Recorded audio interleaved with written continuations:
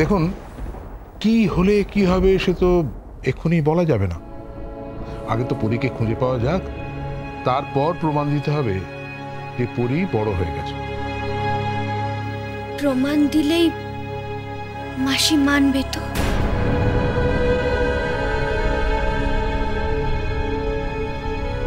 আরে প্রমাণ তো পরের কথা, আগে তো পরীকে খুঁজে বার করতে হবে। হ্যাঁ, একমাত্র পরী প্রমাণ করতে পারে যে সে পরী।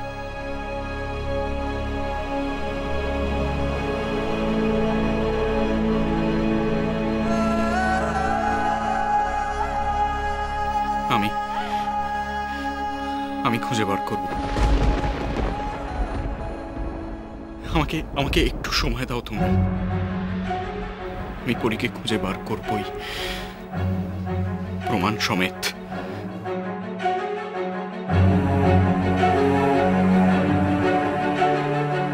প্রমাণ? কিভাবে প্রমাণ দেব আমি যে আমি আসল পরী? ঝিলিক, ও আমার বউ নয়। তাহলেও এ বাড়িতে কি করছে? সেটাই তো মেন প্রবলেম।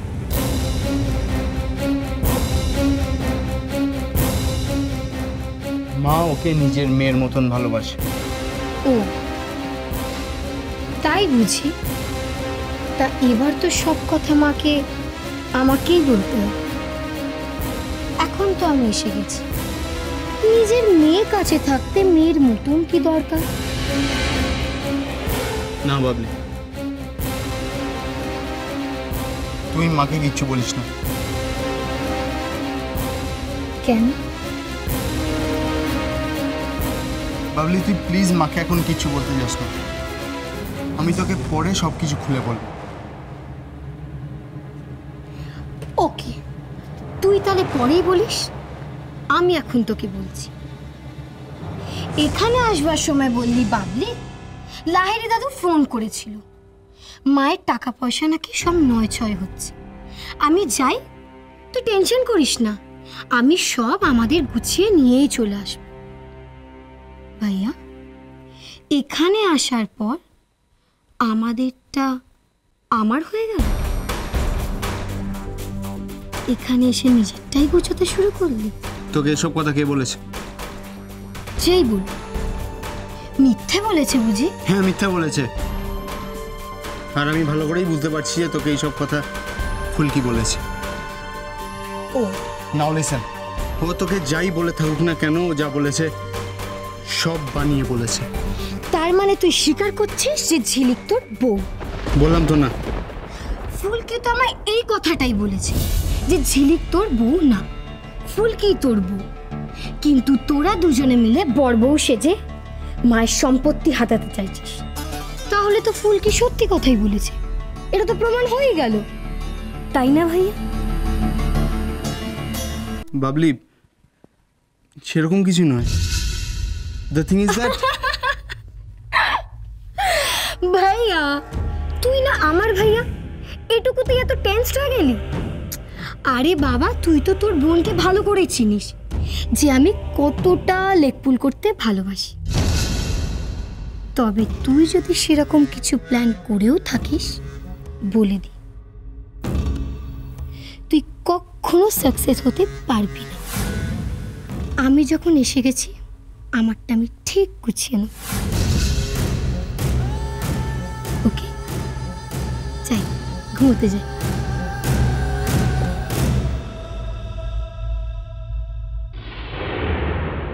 ভাইয়া একটু হাস ভাইয়া, আমি এতটা ফ্লাই করে এলাম আর তোকে দেখে মনে হচ্ছে জেট ল্যাগ তোর হয়েছে।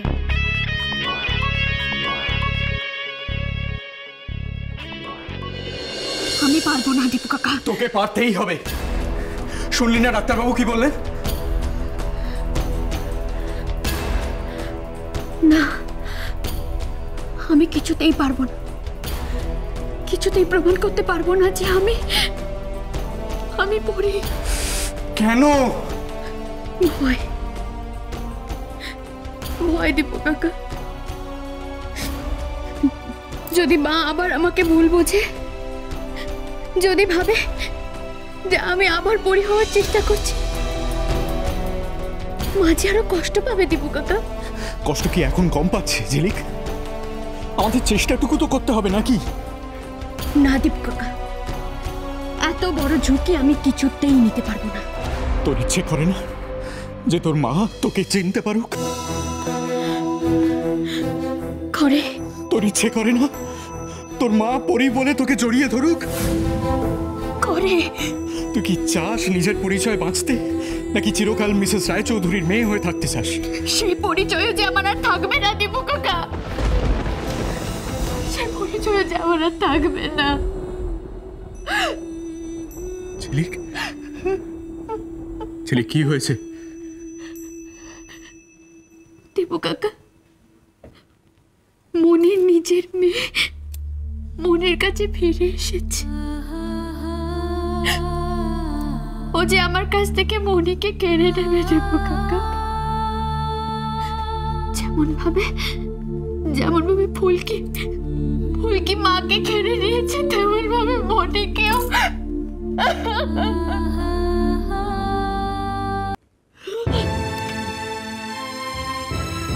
আমি কারো ভালোবাসাকে অসম্মান না করেই বলছি ঝিলিক, এবার নিজের পরিচয়টা খুঁজে নে। আমি জানি তুই পারবি, তুই পারবি মেজ বৌদিকে ভালো করে তুলতে। শুধু নিজের মধ্যে ইচ্ছেটা তৈরি কর, নিজের মধ্যে ইচ্ছেটা তৈরি কর যে তুই ঝিলিক থেকে পরি হবি। ভয় হয় দীপু কাকা, ভয় হয়। আমি যখনই কারোর ভালো করতে চাই, তখনই যে সেটা খারাপ হয়ে যায়। আমি কারোর ভালো করতে চাই না দীপু কাকা, কারোর ভালো করতে চাই না। আমার ভালো তো নয়, আমার ভালো করতে গিয়ে যদি মার কোনো ক্ষতি হয়ে যায়, না দীপু কাকা, আমি কারোর ভালো করতে চাই না। এখন তো আমি তাও মার কাছে আসতে পারছি, বলো? পরি হতে গিয়ে যদি সেটাও হারিয়ে ফেলি আমি, তখন তুই কেন হারিস জানিস? কারণ তুই নিজে থেকে হেরে যাস বলে।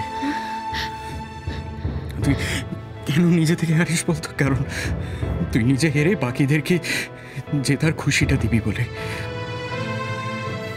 নিজের খুশি নিয়ে তুই ভাবিসই না।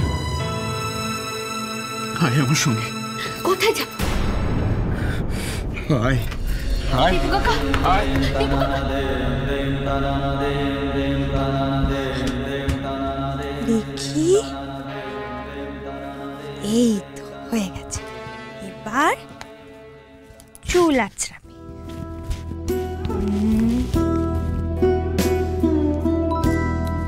ও মা, দেখো তো কি সুন্দর লাগছে। এবার এই টুপি, বাহ, দেখো এটা কে? এত সুন্দর দেখতে, আমার পরি তো। ও মা, কি মিষ্টি, দেখো তো, একদম আসল পরির মতো। দেখ ঝিলিক, দেখ, মেজবুদির মধ্যে কিন্তু পরীকে ফিরে পাওয়ার ইচ্ছেটা আবার জেগেছে।